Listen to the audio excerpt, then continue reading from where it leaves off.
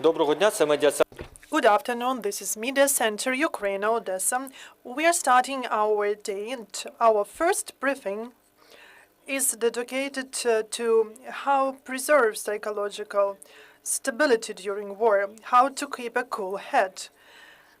We're having with us Kostyantyn Shevchenko-Bitensky, psychiatrist, MD, Dean of Odesa National Medical University, and Evzhena Parzytska, psychologist-consultant in the method of positive transcultural psychotherapy, NGO Vira, Nadiya, Lyubov, which stands for faith, hope, and love. So, how to be psychologically stable? Kostyantyn. I think we should start with welcoming everyone. In such difficult times, this is a very important issue, how not to get to the psychiatrist. So let's start from preventive therapy. What is stress? What can we tell about our situation now? So here we speak about stress hormones, which are transported by our blood, our heart rate increases. We have tension in our muscles, and anxiety makes it difficult for us to focus on one thing. And everything I've mentioned above help us to survive, because we have inherited this from our ancestors. When somewhere in the midst of savannah they met a lion, and our body produced adrenaline, not for us not to lose blood during the fight with that lion. Tension in muscles allowed us to be more effective in our fight. The increased heart rate increased the blood flow, also increasing our strength. But now we live in cities, and that was hundreds of centuries ago. Now we do not meet face-to-face lions. We become passively involved in these hostilities, and unfortunately we peaceful civilians cannot fight with that lion. Everything we can do is to try to hide somewhere, to flee, so to survive, to preserve our lives. But we still are in evolution, and those mechanisms that we had in the prehistorical times are not that effective, but they cause panic attacks because the adrenaline that we have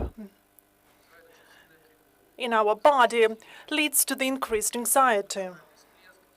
And this leads to agitation, leading to panic and fear.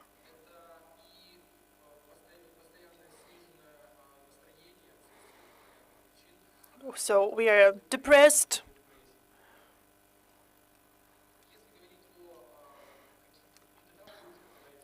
And then, of course, you will refer to me as a doctor for such clinical cases. To prevent this, we should start from the following. We should become more rational about the things happening around us. According to statistics, the death rate of civilians during the war is less than the death because of the car accidents. So please keep this in your head, calming you down. The next thing. Here, of course, we need support of our close ones. This will allow to increase the amount of endorphins in our body. This can be done through hugging. Medication, of course, I will not name them now, but those that you can get without receipt. They will decrease your agitation at the biochemical level. And this will allow you to be more rational about what's happening around you. If you feel that you have sleep disorder, not because of you hear booms outside, even if everything is calm outside, you can't fall asleep.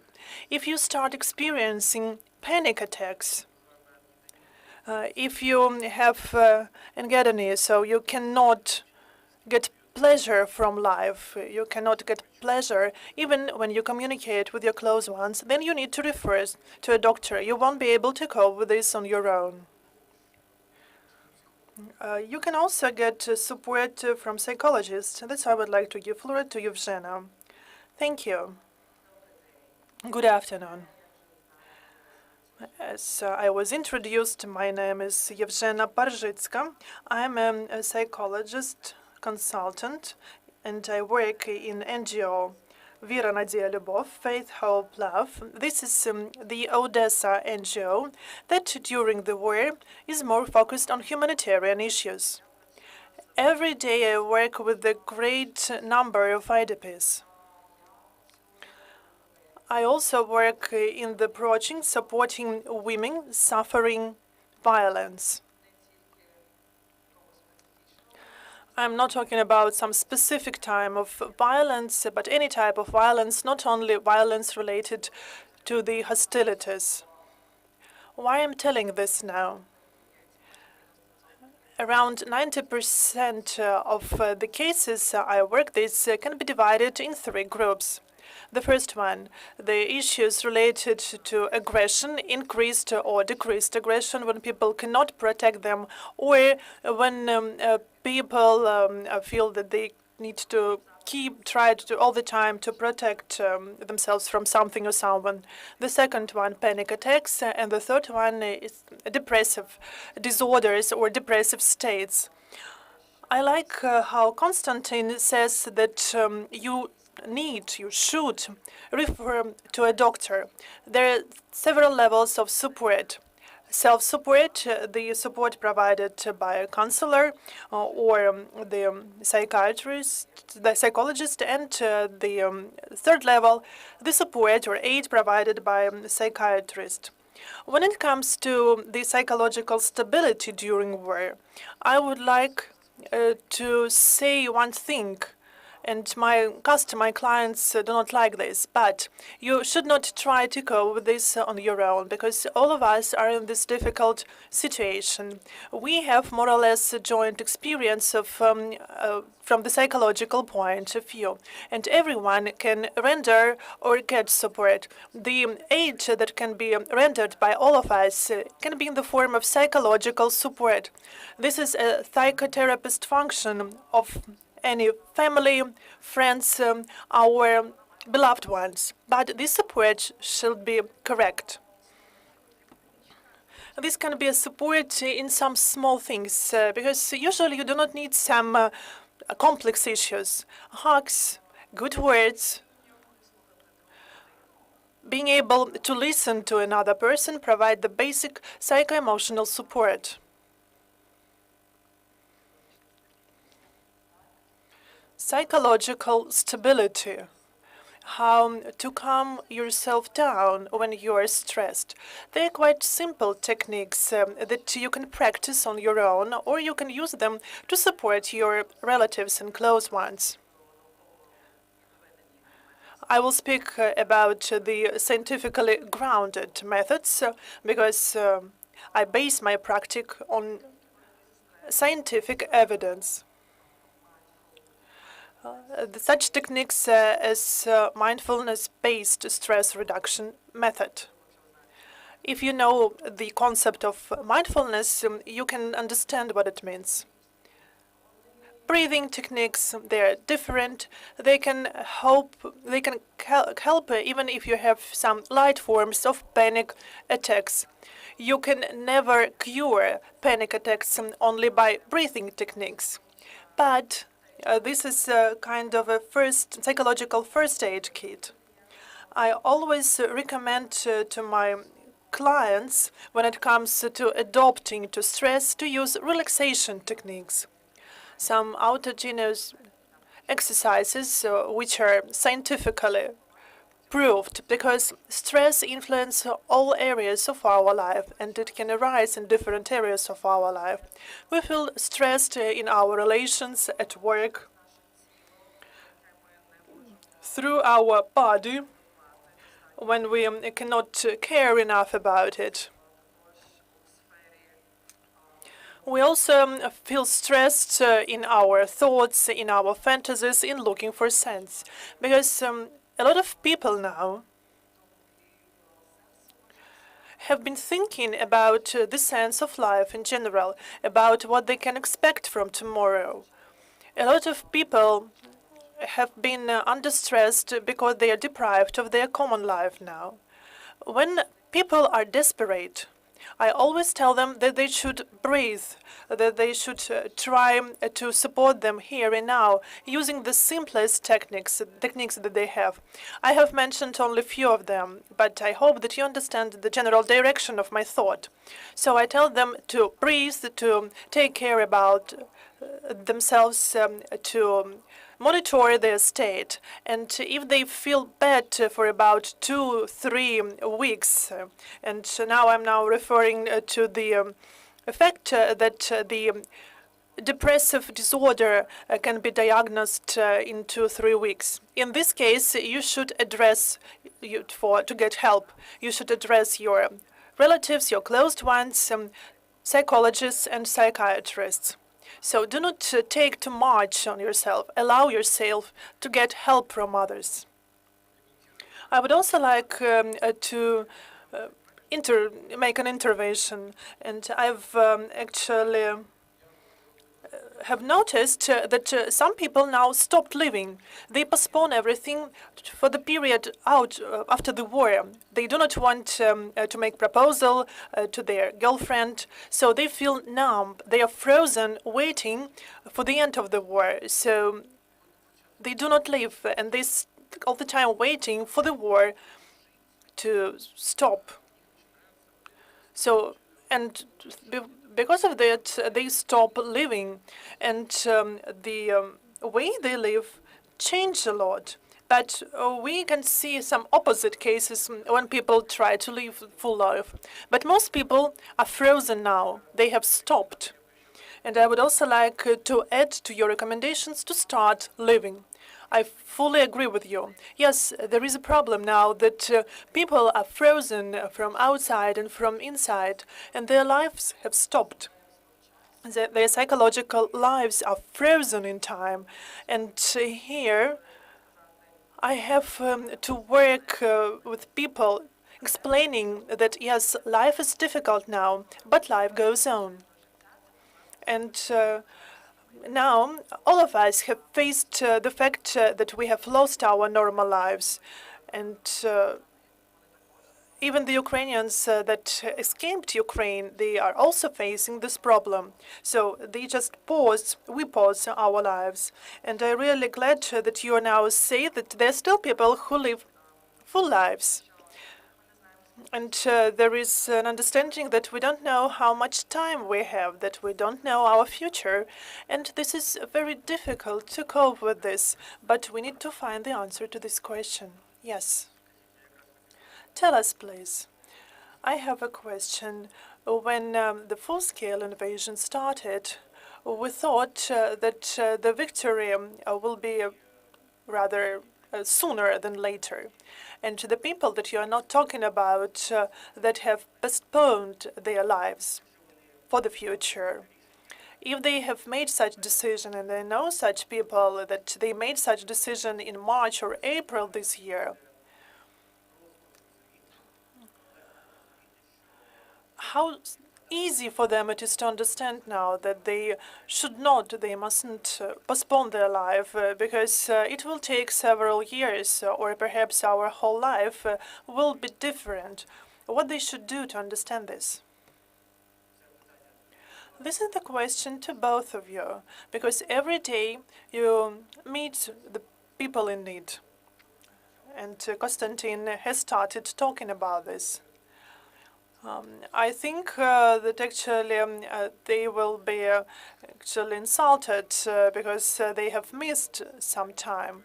I think that realization should come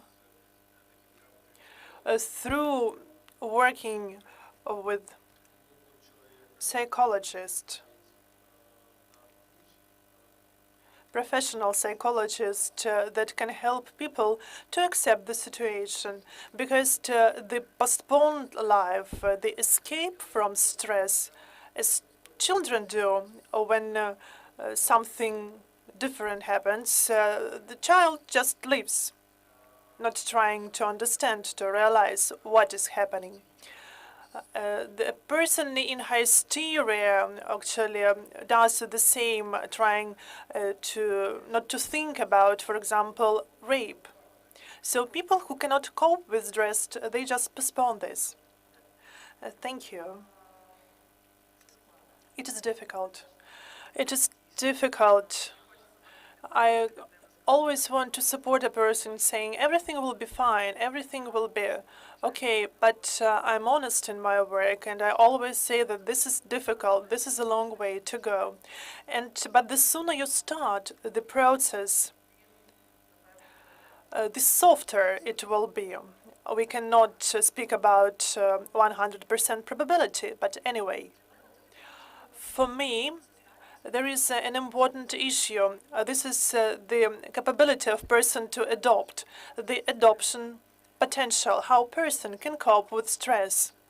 And Nietzsche says that what doesn't kill us makes us stronger. And I love the modern interpretation that what doesn't kill us is our trauma.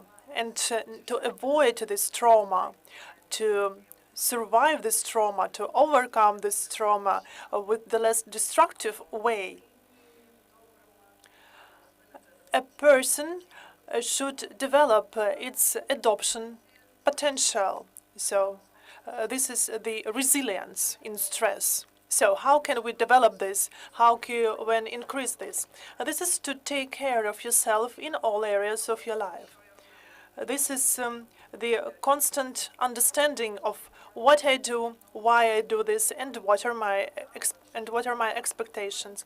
And here we also come back to the postponed life, because if you postpone your life, you don't have the answers to the questions, because I just sit and hope. The hope provides many resources, but there is the dark side, because it's alienate us from the reality, and hope very often does not allow us to understand the reality. And if you want to find the way out, you should accept the reality. And sometimes it can be very painful. So if person can hug itself or himself or herself and to support him or herself, it is very supportive. The development of stress resistance is connected with the healthy life. And I support my clients, I support my friends who refer to the medication support, because this is better to intake some sedatives than bring yourself to some more difficult states, refusing to accept pharmacological support, because a lot of people, they're afraid to address their panic attack to the psychiatrist. They're afraid of being dependent on medication. But I can offer them to use breath techniques to bring them down to earth. But this is also a physiological problem, because the stress is a real problem. It really exists. We speak here about hormones, about psychological pressure. We should take care about our body. We should develop healthy relations, not only romantic, but all kinds of relationship with other people. the prevention of conflicts, the development of skills to cope with conflicts, the development of patience, the respect to others. And there is a very nice concept, the being tolerant to uncertainty, because we don't know when it's going to finish. We don't know what can we expect from the future, but we can take care about within the area of our responsibility, within the area of the things that we can influence. The tolerance to the uncertainty is very supportive because it allows people to preserve their inner balance, and this prevents their anxiety, anxious response, and the development of negative stress. Thank you. Do we have any questions from the floor? Yes. Good afternoon. My name is Vyacheslav. I'm the editor of the Tizhdin outlet in Mykolaiv, and recently I've attended the training with other Mykolaiv journalists in relation to first aid support. But I've seen that people and my colleagues now require more the mental support, because it is very difficult to stay for 9 months in the city that has been constantly shelled. This is difficult for young and adults, especially when every day you work with victims, with violence, etc. So the question is, what can you advise to journalists? Because our profession, as I see it, can be compared with the profession of the military because of the stress. Thank you. Can I be the first to answer? How do you care about yourself as a journalist? How journalists take care about them now? And I can just tell you about myself and the people I know. I go to the music concerts, to the church. I go to the theater. And I don't intake alcohol anymore, because before that, alcohol helped a lot of people. But and young people say that they start sleeping more than it was before the war. Thank you for your answer. And for me, this is a very important answer, because my question is not just a curiosity.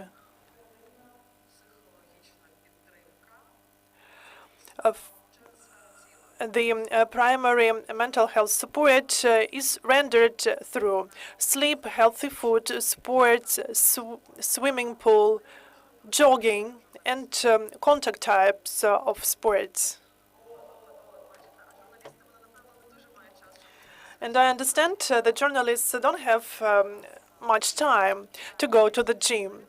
But anyway, all the time you have 5 or 10 minutes to relax your body, to release your psycho-emotional tension. Please correct me if I'm not right.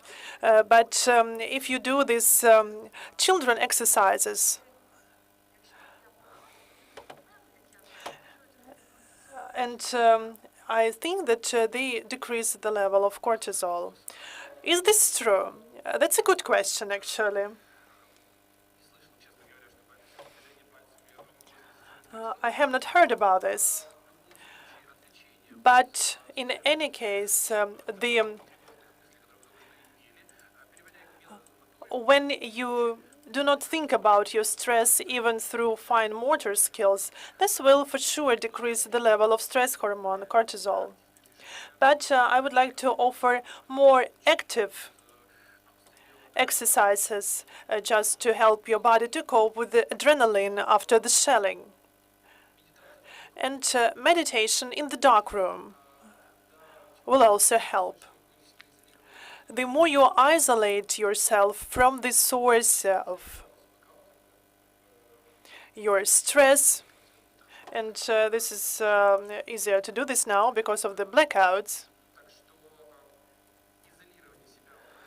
When you isolate yourself from irritative things, then it's easier for you to calm down. And meditation can help you.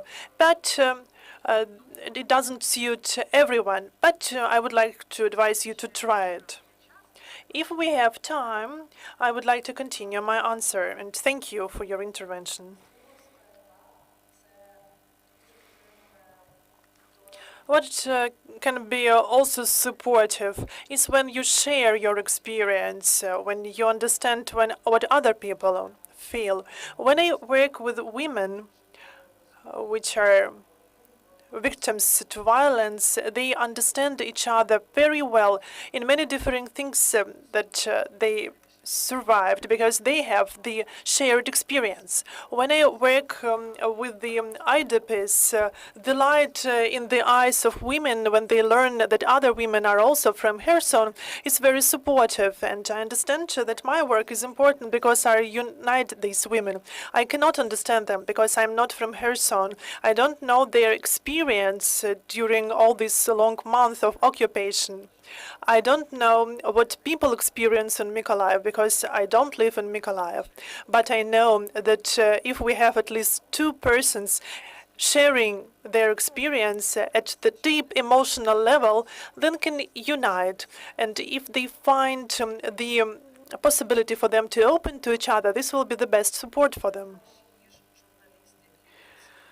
So when we come to journalists, only journalists from Mykolaiv are the best to understand other journalists from Mykolaiv. And for me, it is very important. Thank you. Michael, you had a question. Michael Vasura, Newsweek Journal. This is to continue the previous question. What is the difference between three groups, psychological response? The people who used to live or still live in the combat zone, including Mykolaiv and now Kherson, Kharkiv, Zaporizhzhia. The second group, the people who live in Kiev, Odessa, Lviv, where there were missile strikes, but not all the time, and not every day, and even not every month. And the third group, the Ukrainians that are now abroad and that escaped at the beginning of the war. What are the responses of these three groups? Are they different? Who is the best to cope with the stress? I would like to start from the first group that you've mentioned, the people residing on the occupied territories or in the combat zone. These are my patients who have acute response to the stress with PTSD. If they left like a month ago, people with nightmares, with deep depressions, with panic attacks, with flashbacks. They need the aid, the medical aid, the aid of doctors, and of course, it is also accompanied all the time with the psychotherapy, and they don't have the adaptation mechanisms. They don't have the strength for this anymore. All the mechanisms are destroyed. When it comes, if we speak about some positive aspects of this group, and we can say that when you want for the branch to be even stronger, you have to crack it a bit.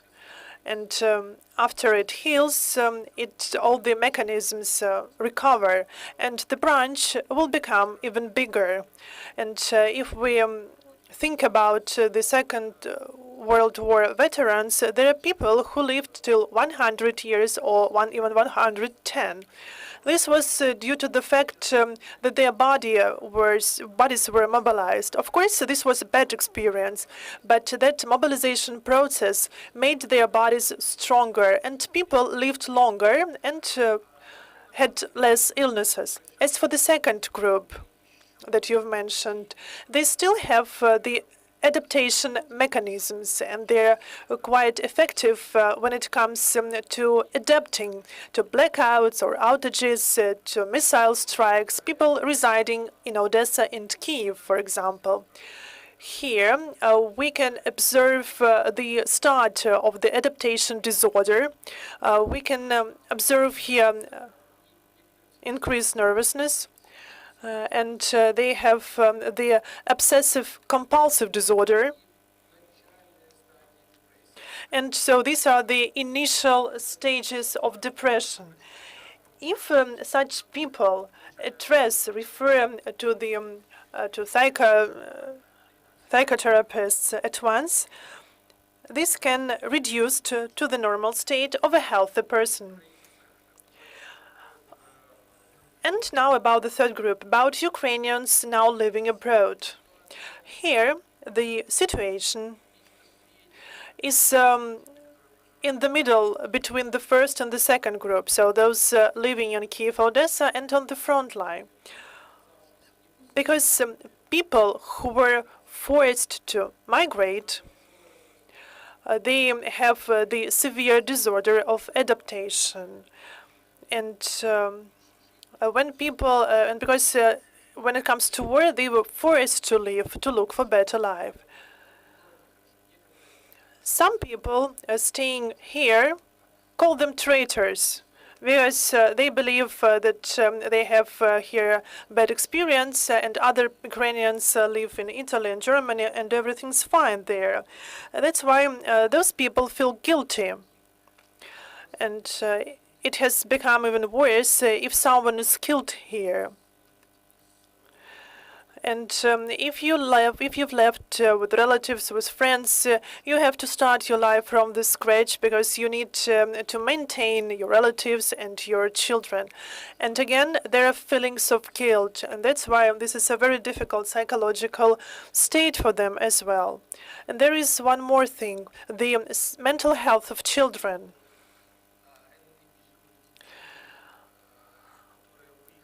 I've studied for some period of time children who have left with their parents abroad, and I've noticed that they are not afraid of physical punishment.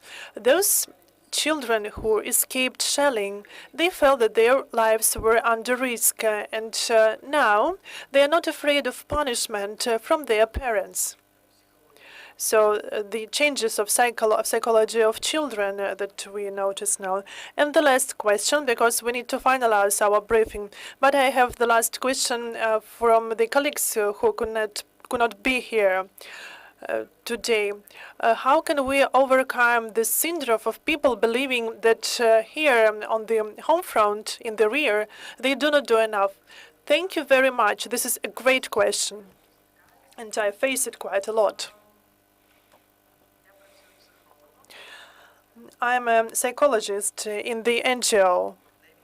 I am not a military psychologist. I do not work on the front line. I work in Odessa. We are not the front line. I work on the home front. And if I was not a psychologist, I would be a volunteer. But I can speak about my experience because that was I did not feel this at once. I felt guilty. I felt embarrassed because a lot of my friends they started volunteering from the first day. But I could start that only in 3-4 months. Why was it so? Because I did not have enough resources, psychological resources, to adapt. And I know this feel of guilt when people say that they don't do enough now. No. No, we can do only what we can do, because we're people, we're humans, we're not some powerful creatures. We can give only what we can. And this is again the healthy state, that you give all you can before you feel irritated, before you feel tired, before you feel you have disorders with your adaptation. I like the topic. And people say that if you donate even 10 hryvnias, then this is donate. This is a psychological donate for 10 minutes, for 10 psychological units. And you can donate your good words, for example, when there is no electricity in the shop. And you cannot be nervous, and you can say that everyone is in one boat now. We are in the same situation. All of us, and we are brothers and sisters now. And this unity,